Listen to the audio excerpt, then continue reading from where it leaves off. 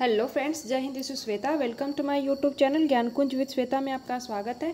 कैसे हो आप लोग? आशा करती हूँ कि आप लोग बहुत अच्छे होंगे, स्वस्थ होंगे। और अगर आप लोगों ने मेरा चैनल सब्सक्राइब नहीं किया होगा तो please like and subscribe my channel. Friends, पिछले वीडियो में हम लोग जो है अशोक के शिलालेख 14 जो शिलालेख है उसके बारे में हम लोग पढ़े थे। तो आज का ये वीडियो रहेगा अशोक के जो लघु शिलालेख है, हम लोग यहाँ से स्टार्ट करेंगे। कोई कोई जो टॉपिक है ना थोड़े से लॉन्ग हो जा रहे हैं, तो इसकी वजह से मुझे वो पूरा टॉपिक मैं नहीं ख़त्म कर रही हूँ, क्योंकि बहुत लॉन्ग वीडियो बन जाएगा तो तभी भी आप लोग बोर हो जाओगे। तो इसके लिए हम लोग थोड़े छोटे ही वीडियो ऐसे करके बनाते हैं कि आप लोग बोर ना हो। तो चलिए वीडियो को स्टार्ट करते हैं। और जो लोग भी चैनल पर नए हैं तो प्लीज़ चैनल को सब्सक्राइब करिएगा, वीडियोस को लाइक करिएगा और प्लीज़ वीडियो के लास्ट तक बने रहिएगा, ठीक है। तो अशोक के जो लघु शिलालेख हैं, अशोक के लघु शिलालेख 18 विभिन्न जो स्थानों से प्राप्त होते हैं, ठीक है, जिनकी संख्या निश्चित नहीं है। जिसमें सबसे नवीनतम लघु शिलालेख सन्नाती जो कर्नाटक का है। अशोक के मास्की, गुर्जरा, नेत्तूर व उदयगोलम लेख में अशोक का नाम अशोक मिलता है, ठीक है। ये क्वेश्चन भी पूछा जाता है कि किस जो शिलालेख में अशोक का नाम अशोक पाया गया है। तो देखिए ये 4 जो शिलालेख है, मास्की, गुर्जरा, नेत्तूर और गोलतम, ठीक है, इसमें जो है वो 4 शिलालेख में अशोक के नाम पाए गए हैं, अशोक, ठीक है। देखिए अब नेक्स्ट पॉइंट है कि भाब्रू शिलालेख जो कोटपुतली बहरोड के विराटनगर में बीजक की पहाड़ी में भीम डुगरी पर स्थित है, जिनकी जो खोज है 1837 ईस्वी में कैप्टन बर्ट ने की, ठीक है। जिसमें अशोक का नाम जो है मगधाधिराज लिखा हुआ मिलता है। भाब्रू लेख में अशोक का सबसे बड़ा स्तंभ लेख भी है, ठीक है। जो भाब्रू लेख है वो अशोक का सबसे बड़ा स्तंभ लेख है, ठीक है। अब भाब्रू लेख क्या है कि बैराठ राजस्थान में अशोक के जो है बौद्ध होने का सबल प्रमाण मिलता है, जिसमें अशोक स्पष्ट बुद्ध धर्म और संघ का अभिवादन करता है, जिन्हें बौद्ध धर्म के 3 रत्न कहा जाता है। देखिए जो बौद्ध धर्म के जो त्रिरत्न है वो बुद्ध धर्म और संघ, ये तीनों त्रिरत्न है जिसे कहा जाता है अशोक धर्म का त्रिरत्न, ठीक है। भाब्रू शिलालेख में अशोक स्वयं को मगध राज या मगध का राजा बताता है, ठीक है। क्वेश्चन ये भी पूछ सकता है कि मगध का राजा किस शिलालेख में बताते हैं, तो भाब्रू शिलालेख में, ठीक है। भारत में सर्वप्रथम शिलालेख का प्रचलन अशोक ने किया था। मास्की शिलालेख में अशोक ने स्वयं को बुद्ध शाक्य कहा, जिसकी खोज 1915 ईस्वी में विडेड ने की थी, ठीक है। अशोक स्तंभ लेखों में वृहत स्तंभ लेख हमें 6 स्थानों से 6 लेख मिले, यानी इनकी संख्या तो 6 है पर 7 लेख मिलते हैं, ठीक है। देखिए पूछा जा सकता है क्वेश्चन में कि जो शिलालेख है सर्वप्रथम इसकी जो प्रचलन किसने किया था, तो अशोक ने ही किया था। और भाब्रू जो शिलालेख में स्वयं को अशोक ने मगध राज या फिर मगध का राजा बताए हैं, ठीक है। और ये जो त्रिरत्न है वो भाब्रू शिलालेख में ही मिलते हैं, जो बुद्ध और धम्म और संघ है, ठीक है। ऐसे करके ये सब क्वेश्चन आप लोगों को बन सकते हैं। देखिए दिल्ली टोपरा स्तंभ लेख मूल रूप से यह हरियाणा के अंबाला जिले में था। फिरोजा शाह तुगलक द्वारा इसे दिल्ली लाया गया एकमात्र अभिलेख जिसमें अशोक के जो है 7 लेख उत्तीर्ण हैं। दिल्ली मेरठ, देखिए मूल रूप से यह मेरठ में था। फिरोज शाह तुगलक ने इसे दिल्ली में स्थापित करवाया और इसे शिकार-ए-कुश महल में रखवाया। लौरिया नंदनगढ़ अभिलेख बिहार में है तथा इस पर औरंगजेब का लेख उत्तीर्ण है। लौरिया रेराज अभिलेख चंपारण बिहार में है, ठीक है। ये सब क्वेश्चन पूछ सकता है। रामपुरवा अभिलेख जो है वो बिहार में है। जौगढ़ अभिलेख उड़ीसा में है। इसकी खोज 1850 ईस्वी में वाल्टर इलियट ने की थी। और प्रयाग प्रशस्ति अभिलेख यह मूल रूप से कौशाम्बी में था, जिसे अकबर ने इलाहाबाद के किले में स्थापित करवाया था। इस पर बुद्ध से लेख लिखे गए, जिसमें रानी का लेख कारुवाकी समुद्रगुप्त की प्रयाग प्रशस्ति भी उत्तीर्ण है। इसमें अकबर व बीरबल का लेख भी उत्तीर्ण है। ठीक है। अशोक के शिलालेख मध्य प्रदेश में रूपनाथ तथा गुर्जरा, कर्नाटक में गोवीमठ, ब्रह्मगिरी, सिद्धपुर, जेटी, रामेश्वरम और कनगनहल्ली, पालेकी गुड्डू बिहार में, सासाराम उत्तर प्रदेश में हररौरा नामक स्थान पर है। ठीक है। निगाली सागर शिलालेख, जौगढ़ अभिलेख व रामपुरवा शिलालेख अशोक से संबंधित है। अशोक के लघु स्तंभ लेखों में राजकीय घोषणाएं मिलती हैं। ठीक है, ये हो गया। अब नेक्स्ट पढ़ते हैं हम लोग कि अशोक स्तंभ सांची में व धमेश स्तूप सारनाथ में है। सांची मध्य प्रदेश व सारनाथ उत्तर प्रदेश में संघ में भेद को रोकने के आदेश दिए गए। ठीक है। नेक्स्ट पॉइंट देखते हैं।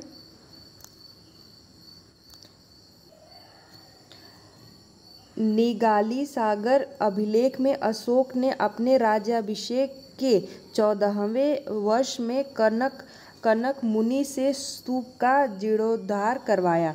लुम्बिनी ग्राम का धार्मिक बलि माफ कर दिया। वास्तुकला के इतिहास में अशोक ने एक नई शैली को विकसित किया और गुफा लेख धार्मिक सहिष्णुता का परिचायक है। ठीक है।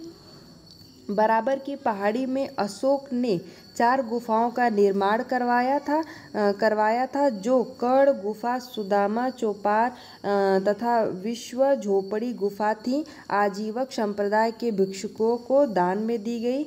अशोक के पौत्र दशरथ ने नागार्जुनी पहाड़ी पर गुफाओं का निर्माण करवाया तथा बराबर की पहाड़ी पर दशरथ ने लोमश ऋषि की गुफा भी बनवाई। और बौद्ध परंपराओं के अनुसार अशोक ने 84,000 स्तूपों का निर्माण किया था। देखिए, ये क्वेश्चन भी पूछा गया है, जिसमें महात्मा बुद्ध की मृत्यु के बाद 9 स्तूपों का निर्माण किया गया था। 8 स्तूपों में बुद्ध के शारीरिक अवशेष रखे गए और 9वें में उनके पात्र। ठीक है। अहरौरा लेख में यह घोषणा की गई कि अशोक व्यक्तिगत रूप से बौद्ध धर्म का अनुयायी था। अर्थशास्त्र में 18 तीर्थों का वर्णन किया गया है।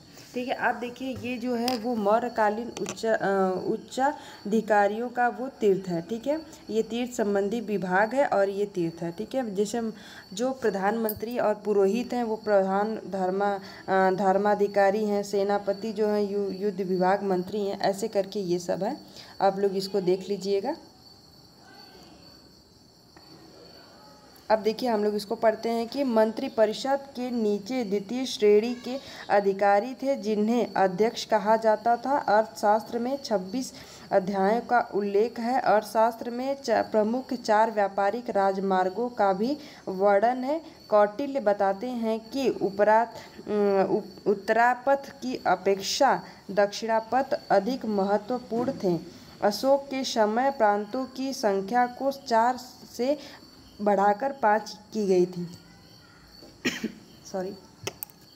प्रांतों का प्रशासन राजवंशीय कुमार या आर्यपुत्र नामक पदाधिकारियों द्वारा होता था। ठीक है। देखिए, मौर्य प्रांत है और राजधानी है, और ये मौर्य प्रांत है और ये राजधानी है। ठीक है। जैसे उत्तरापथ में तक्षशिला, अवंती राष्ट्र में उज्जैनी और प्राची मध्य प्रदेश में पाटलिपुत्र, और दक्षिणापथ में सुवर्णगिरी और कलिंग में तोसली।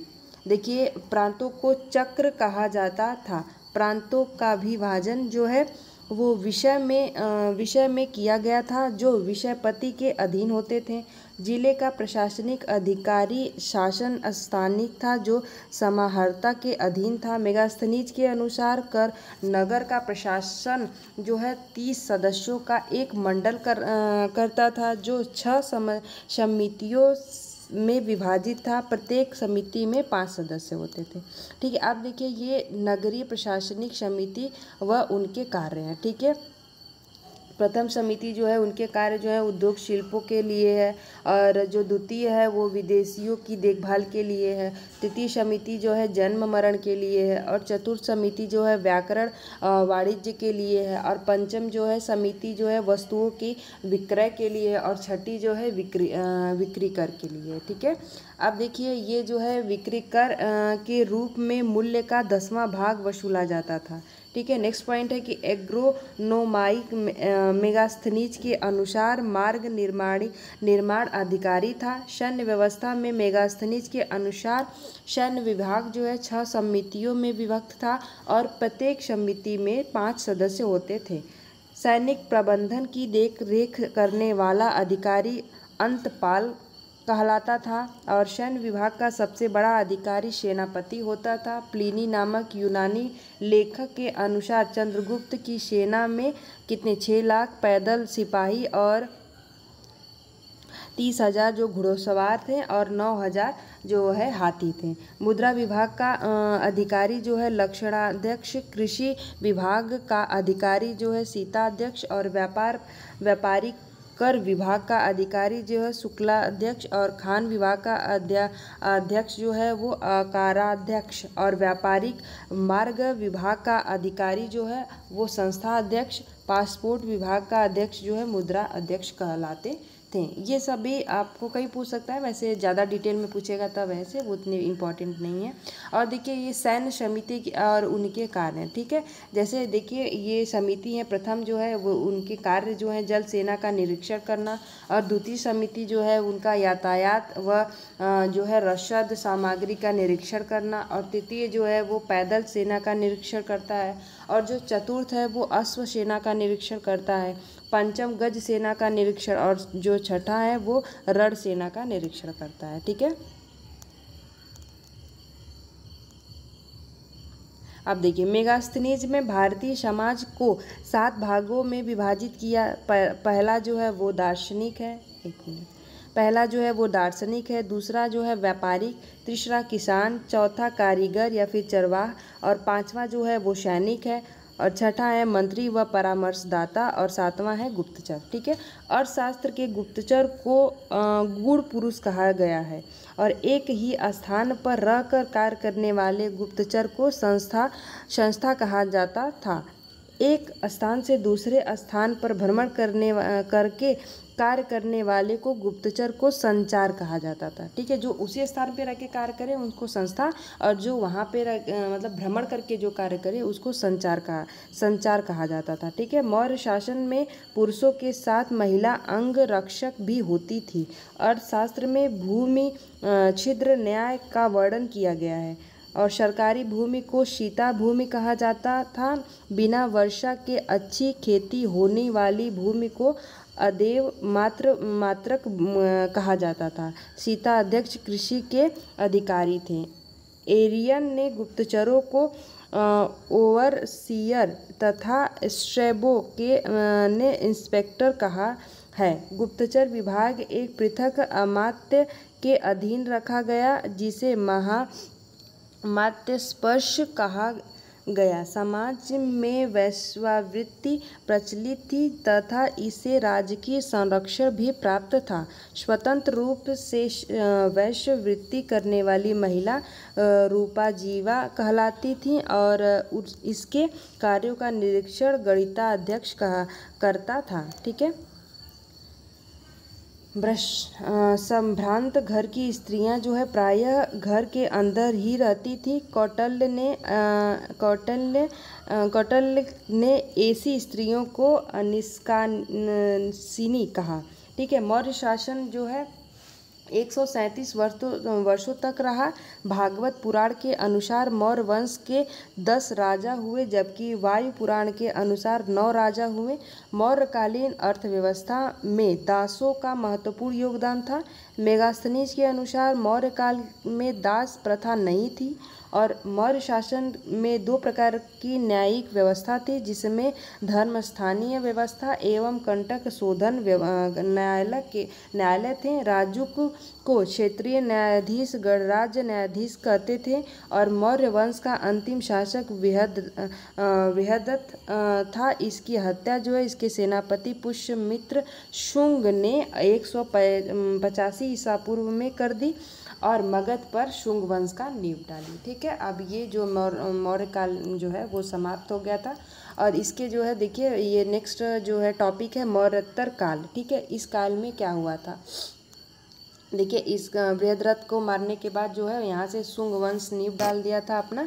तो यहाँ से शुंग वंश है इसमें, और फिर कर्ण वंश है, सातवाहन वंश है, इंडो ग्रीक है, शक वंश है और कुषाण वंश है और संगम काल है। फिर चेल वंश, चोल वंश व पांड्य वंश है। ठीक है, संगम काल में यहाँ से ये थोड़े से चलेंगे, फिर उसके बाद ये खत्म हो जाएगा।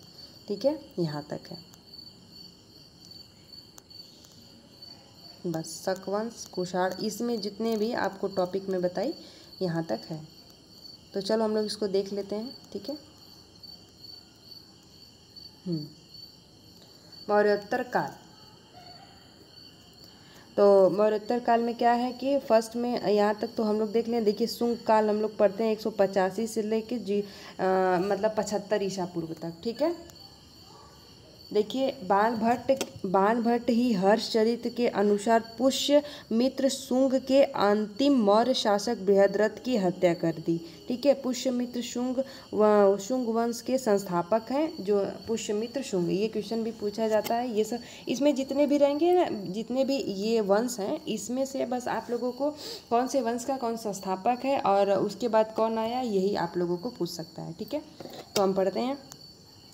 पुष्यमित्र शुंग जो है थे और यह स्वयं ब्राह्मण जाति का था। इसने ब्राह्मण धर्म को संरक्षण दिया। बौद्ध साहित्य में पुष्यमित्र को बौद्ध धर्म का दुश्मन बताया गया है, क्योंकि इसने पाटलिपुत्र के कुटुमराम विहार को तोड़ने का कई बार प्रयास किया और दिव्यावदान के अनुसार इसने अशोक द्वारा निर्मित जो है 84,000 ईसा जो स्तूपों को तुड़वा दिया। ठीक है, इतना ये हरामी था कि मतलब तुड़वा दिया।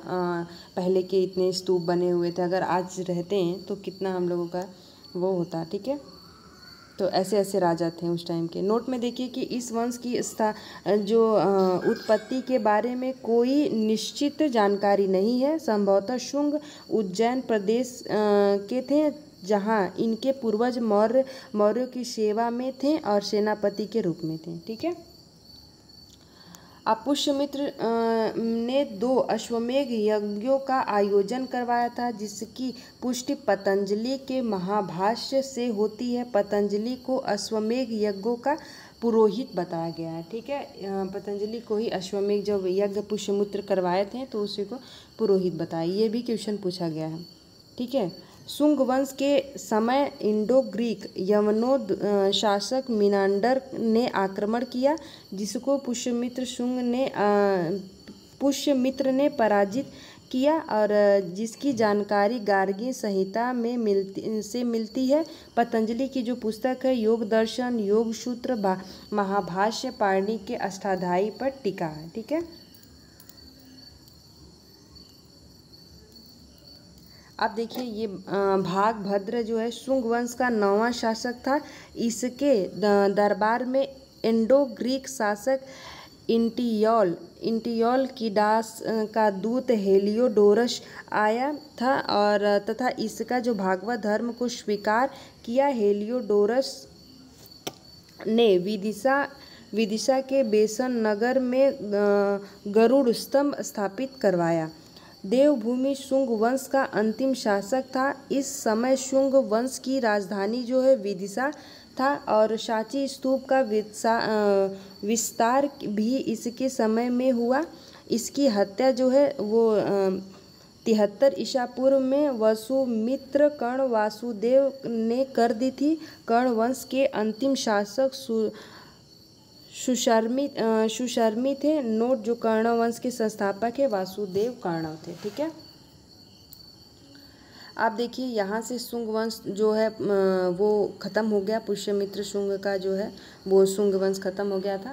अब देखिए आप आया सातवाहन वंश। ठीक है, अब सातवाहन वंश के बारे में हम लोग पढ़ते हैं। सातवाहन वंश की स्थापना जो है सिमुक ने 30 ईस्वी पूर्व में की थी। सिमुक ने कर्ण वंश के अंतिम शासक सुशर्मा की हत्या कर दी, सातवाहन वंश स्थापित किया।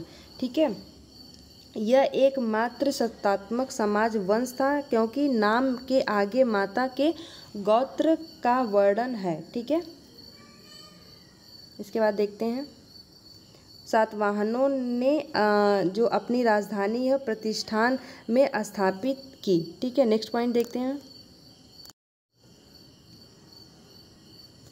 सातकर्णी फर्स्ट इस वंश का पहला प्रसिद्ध शासक था। इसकी जानकारी नागनिका के नाना घाट अभिलेख से मिलती है।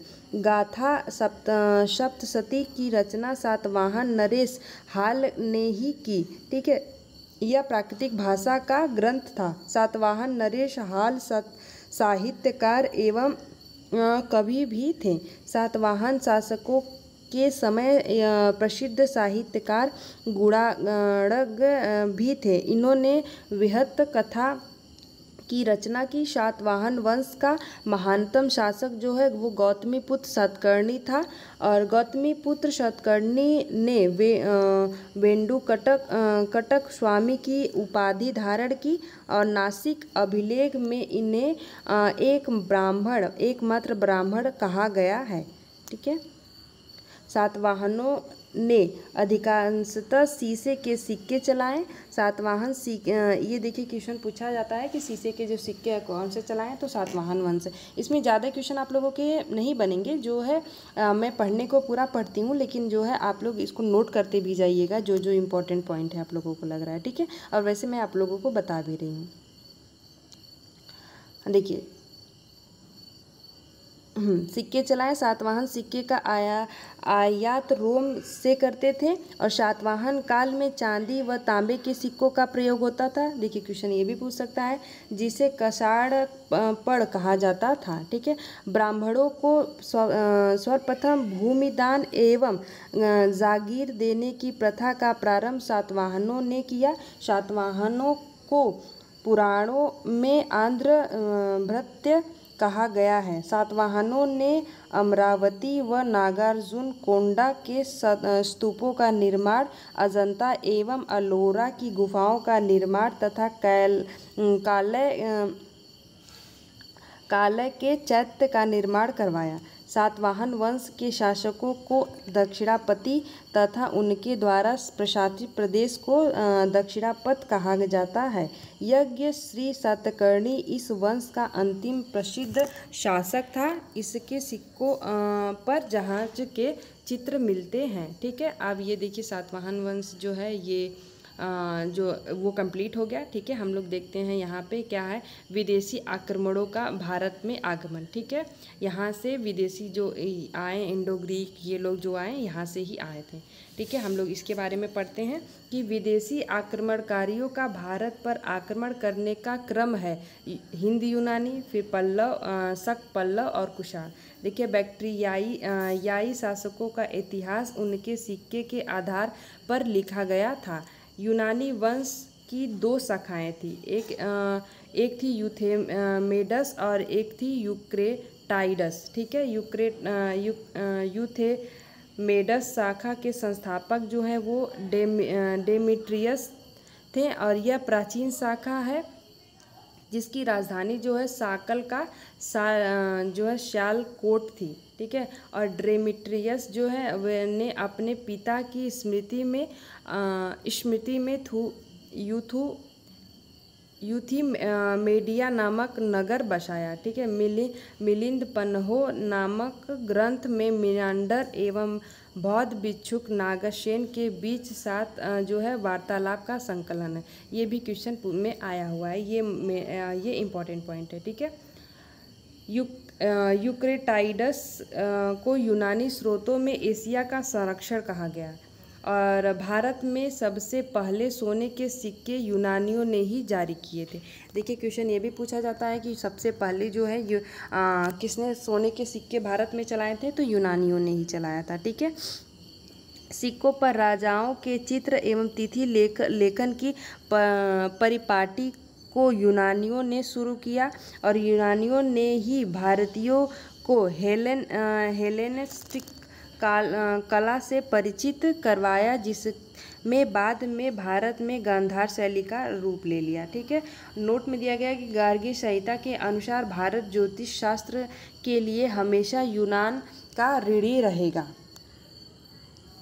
सप्ताह का प्रचलन भी आरंभ हुआ और भारतीय नाट्य कला मतलब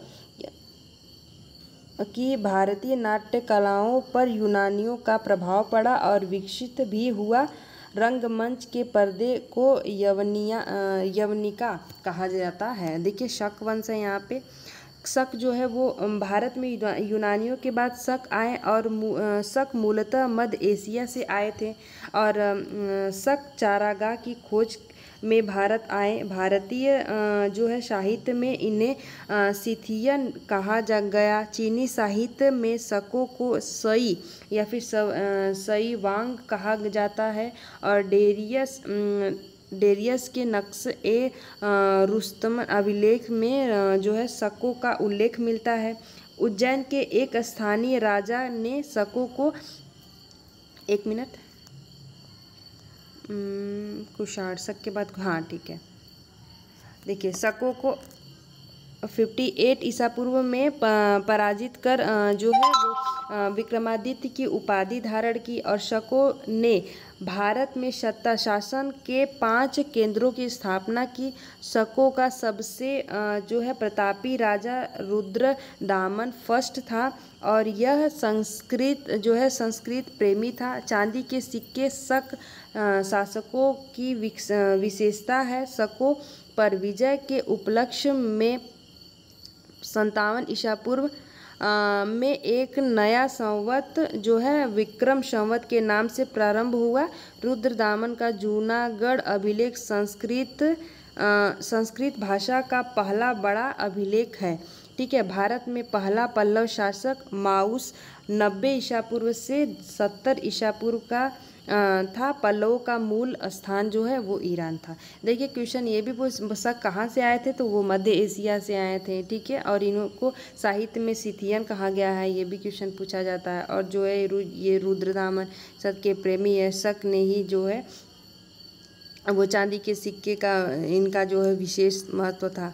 अब देखिए हम लोग कुषाण आ गए। ठीक है। शक के बाद कुषाण आए।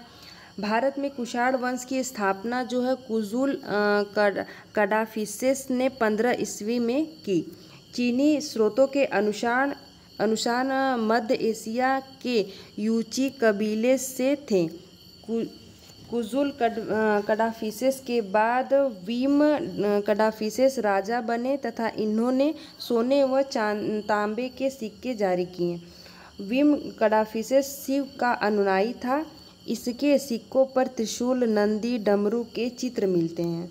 ठीक है। कुषाण वंश का सबसे प्रतापी शासक कनिष्क था, जो कि 78 ईसा पूर्व में जो कनिष्क का राज्याभिषेक हुआ तथा 78 ईसा पूर्व में शक संवत प्रारंभ हुआ। कनिष्क की राजधानी पुरुषपुर पेशावर थी। कल्हड़ की राजतरंगिणी के अनुसार, देखिए जो राजतरंगिणी है वो कल्हड़ ने लिखा था। इसके अनुसार इसने कश्मीर पर आक्रमण किया एवं वहाँ कनिष्कपुर नामक शहर बसाया। कनिष्क ने जो है चीन के हान राजवंश के राजा हान होती से युद्ध किया और दूसरे प्रयास में उसे हराया। ठीक है। कनिष्क बौद्ध धर्म की महायान शाखा का अनुयायी था। इसने चौथा बौद्ध संगीति इसी के शासनकाल में कुंडलवन कश्मीर में बौद्ध विद्वान जो है वसुमित्र की अध्यक्षता में हुई। कनिष्क के सिक्के ईरानी व यूनानी भाषा में थी। कुषाणों में सोने के सर्वाधिक सिक्के जारी किए, जिनकी शुद्धता गुप्त काल की स्वर्ण मुद्राओं से उत्कृष्ट है। देखिए जो शुद्ध सोने के सिक्के थे वो गुप्त काल से स्टार्ट हुए, और जो सोने के सिक्के थे वो कनिष्क के उसी के काल में स्टार्ट हो गए थे।